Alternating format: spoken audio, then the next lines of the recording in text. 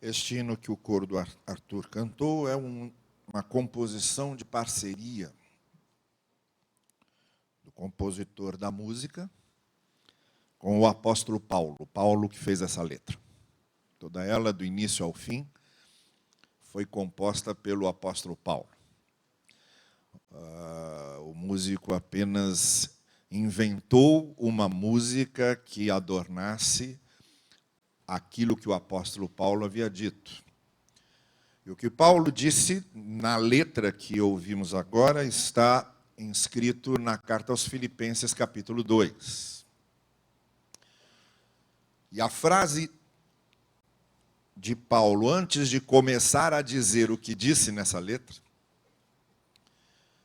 antes de dizer tudo aquilo que nós acabamos de ouvir aqui, que foi cantado pelo coral, é a frase do verso 5. Seja a atitude de vocês a mesma de Cristo Jesus. E aí ele fala isso que vocês conhecem tão bem, que se tornou um texto tão clássico.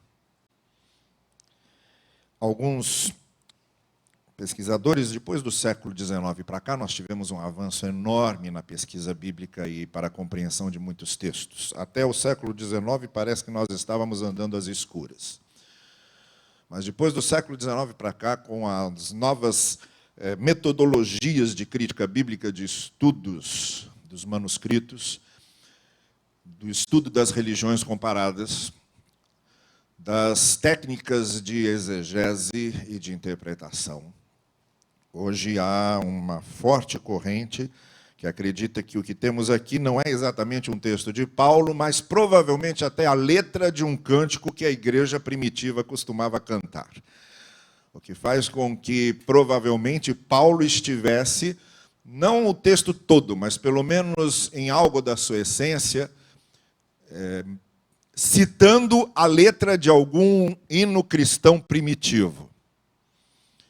O que talvez faria este hino que o coro acabou de cantar, a letra mais antiga que os cristãos cantam até hoje, ela teria aí pelo menos 2000 anos. Pelo menos na sua essência. Mas seja como for, tenha sido um texto propriamente escrito por Paulo, ou tenha sido uma citação que Paulo faz de uma letra cantada pelas igrejas do cristianismo primitivo. Tudo que Paulo fala de Cristo, ele fala não só para exaltar a Cristo, mas para nos dar uma dimensão de vida. E é desse ponto só que eu quero falar essa manhã, antes de partirmos o pão e de compartilharmos do cálice.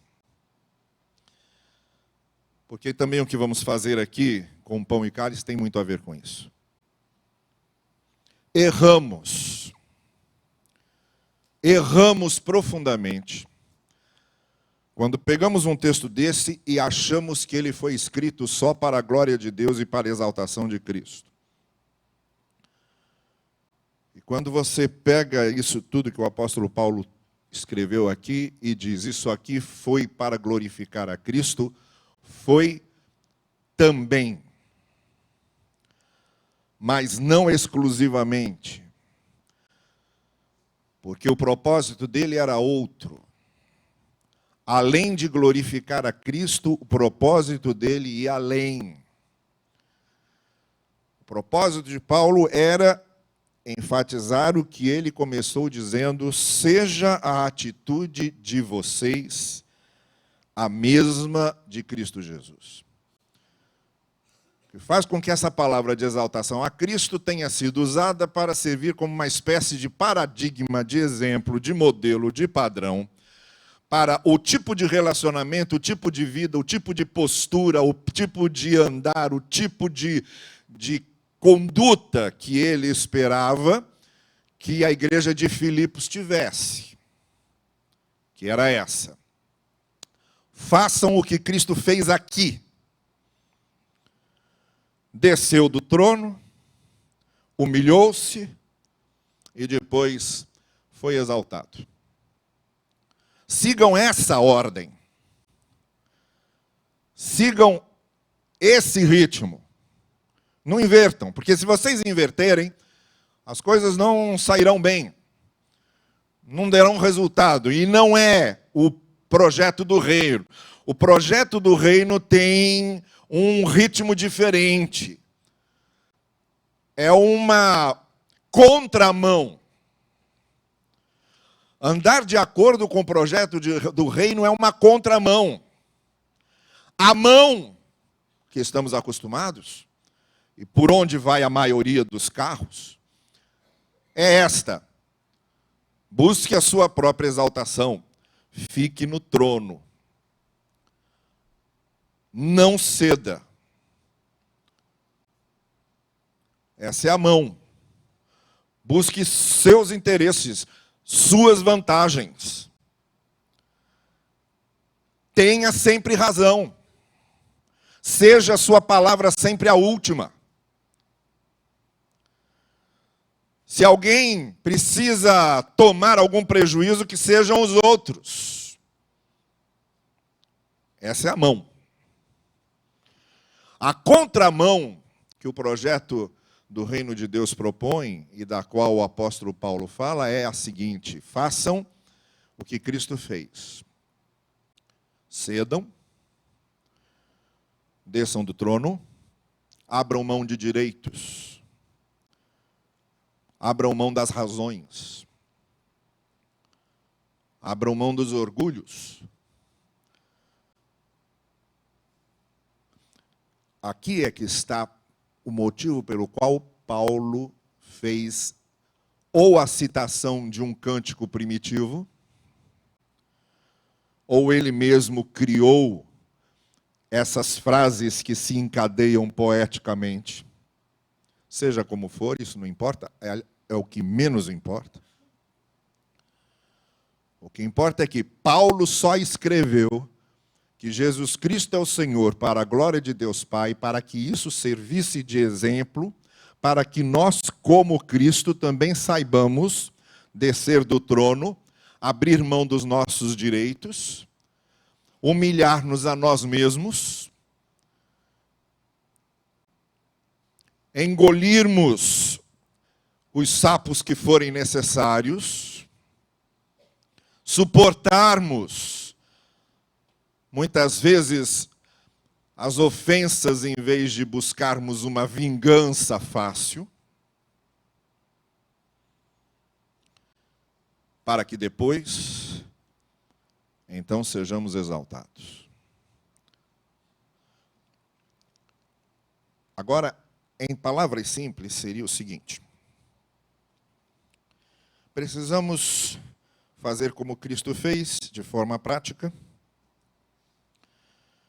quando, muitas vezes,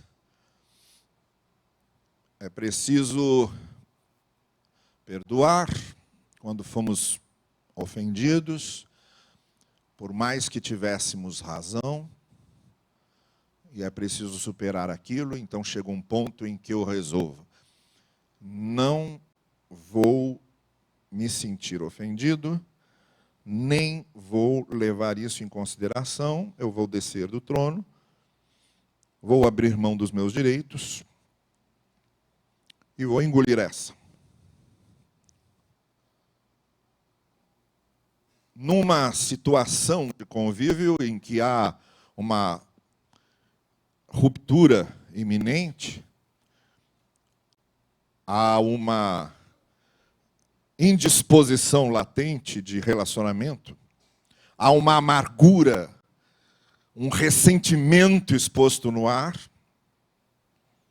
da mesma forma, tomo a iniciativa para desatar aquele nó, para promover ali uma reconciliação, para pacificar o ambiente. Vou ajudar alguém, ao risco de que essa ajuda jamais seja reconhecida, e há mesmo o risco de que eu tome algum prejuízo nessa ajuda. Mas resolvo ajudar. E aí, de fato, como talvez uma das minhas perspectivas mais negativas, a pessoa sequer reconhece, o prejuízo acontece, não sou reparado. E aí entra a opção de ficar carregando comigo o peso daquela amargura e daquele ressentimento, e a opção de colocar em meu coração que o Senhor Jesus Cristo também deu um grande primeiro passo, tomou uma grande iniciativa com a grande possibilidade e probabilidade até de ter muitos prejuízos, e teve, e de estar entre os seus sem ser reconhecido, como não foi, e de ser rejeitado por aqueles a quem amava, como foi. E eu simplesmente dizer, se Cristo fez isso, porque eu não poderia fazer? Se Cristo tomou prejuízos, porque eu não poderia tomar? Se terei de carregar para o resto da minha vida a lembrança de que ajudei alguém que pagou com ingratidão,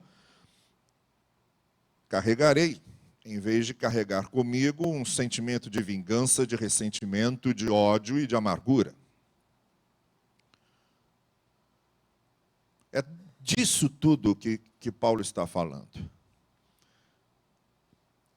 É para isso que Paulo escreveu que Cristo veio, foi humilhado, foi crucificado, depois foi exaltado. É para isso que ele está dizendo. Não é só para fazer poesia. E volto a dizer, não é só para glorificar a Deus. Porque vejam, Deus não precisa que eu diga a Ele o que Ele é. Se eu creio que Jesus Cristo é o Senhor, e Ele é, mas se eu não creio, Ele continuará sendo independente do que eu pense. Deus não é o que eu penso dele, Deus é o que Ele é. E por favor, antes do tempo existir, Deus já existia, Deus é e cria a existência. O universo em que nós habitamos tem 14 bilhões de anos. O universo em que habitamos tem 14 bilhões de anos. Deus que começou contagem de tempo. Sou eu que vou dizer para Deus o que Ele é, para Ele ficar feliz? Deus não precisa ouvir da minha boca o que Ele é, para se convencer do que é.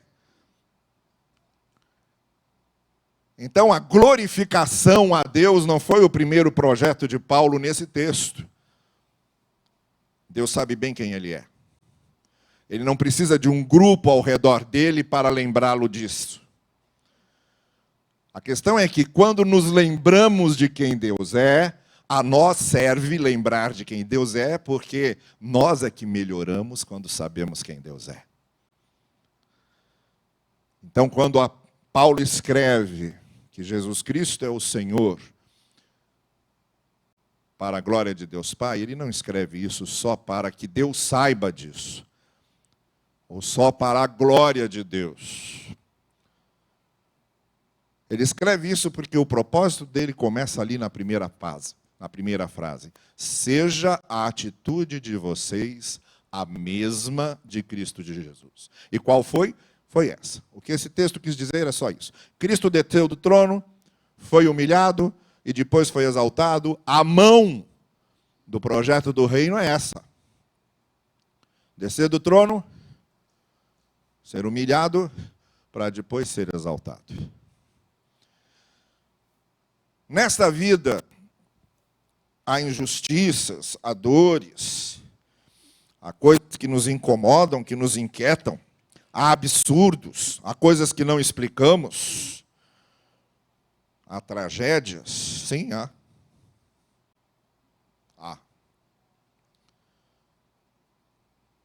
São as humilhações que nós precisamos passar e conviver com elas. A humilhação de estar em circunstâncias que muitas vezes não podemos mudar. A humilhação de termos de sepultar alguém que não gostaríamos. A humilhação de carregarmos conosco uma doença que não gostaríamos de ter. A humilhação de passarmos por uma situação que nos oprime e nos sufoca muitas vezes. Mas aí quando Paulo escreve que descemos do trono, somos humilhados, e então somos exaltados, porque foi assim que aconteceu com Cristo, a regra da vida no projeto do reino é esta. Sempre que quisermos experimentar a glória de Deus, havemos de experimentar primeiro a sua humilhação. Essa é a regra. Se alguém quiser sentir o que é a glória da graça, primeiro precisa passar pela humilhação de perdoar. Se alguém quiser conhecer o que é a glória da graça, primeiro precisa passar pela humilhação de reconhecer seus limites. Se alguém quiser experimentar a glória da graça, primeiro precisa passar pela dor, pela aflição das adversidades, porque é assim que se estabeleceu a mão do projeto do reino. Seja a atitude de vocês a mesma de Cristo Jesus. Se hoje você está aqui lamentando algo, chorando por algo, pranteando por algo, sofrendo por uma situação que não queria passar, carregando o peso de uma opressão que está sufocando você, lembre-se desse texto. Só conhecemos a glória da graça depois de atravessarmos as dores da tribulação. Seja a atitude de vocês a mesma de Cristo Jesus.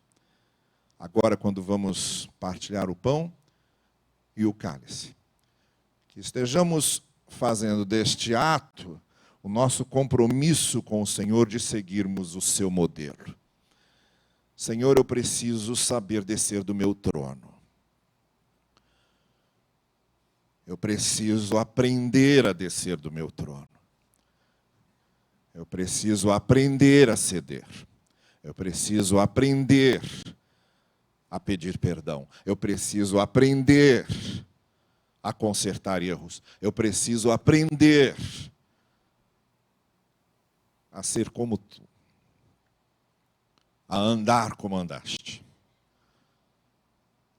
No momento em que estivermos compartilhando o pão e cálice, que tem a ver com a comunhão da igreja, que nós estejamos nos comprometendo a, nos nossos relacionamentos, fazermos como Cristo. A nossa atitude nos nossos relacionamentos como a do Senhor Jesus. Que eu saiba descer do trono. Que eu saiba abrir mão de sentimentos, de convencimentos, de vaidades interiores, de soberbas interiores. Que eu saiba suportar certas humilhações difíceis, adversidades difíceis, opressões doloridas, para que eu saiba também ser exaltado no momento propício e participar da tua glória. Por participar verdadeiramente da glória de Cristo, é seguir este roteiro. Como o Senhor Jesus Cristo disse aos seus discípulos. Primeiro vem a coroa de espinhos. Depois é que vem a coroa de glória. Saibamos carregar as nossas coroas de espinhos. Todos nós as temos. Todos nós as temos. Mas carreguemos nossas coroas de espinho na confiança de que é por aí que depois recebemos finalmente a coroa da glória. E que o Senhor assim nos abençoe. Amém. Nós vamos, juntamente com os diáconos aqui à frente, distribuir o pão e o cálice enquanto estivermos cantando esses cânticos que estão na nossa ordem de culto.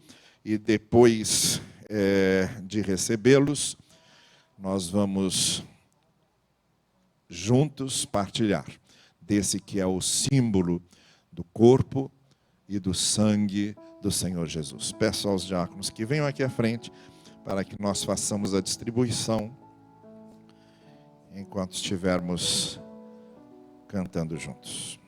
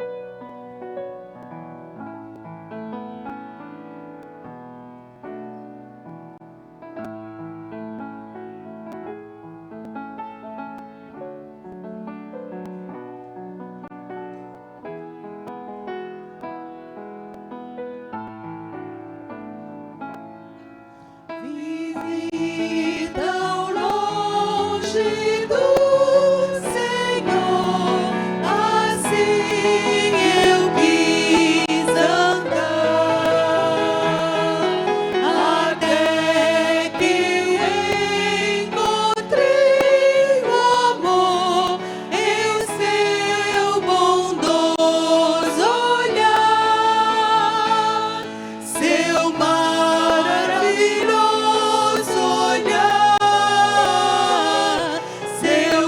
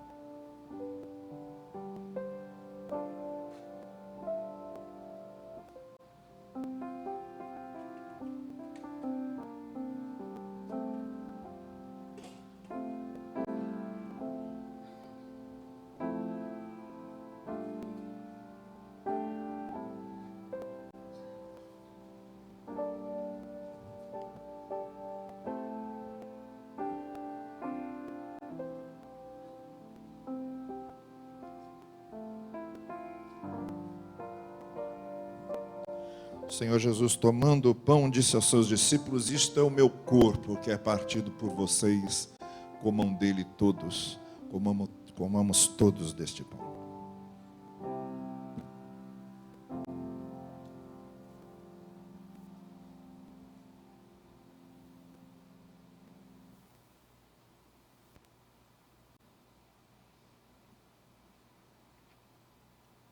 Logo em seguida, tomando o cálice, disse: este cálice é o novo pacto que faço com vocês no meu sangue. Bebam dele todos, em memória de mim, em memória do Senhor. Bebamos todos.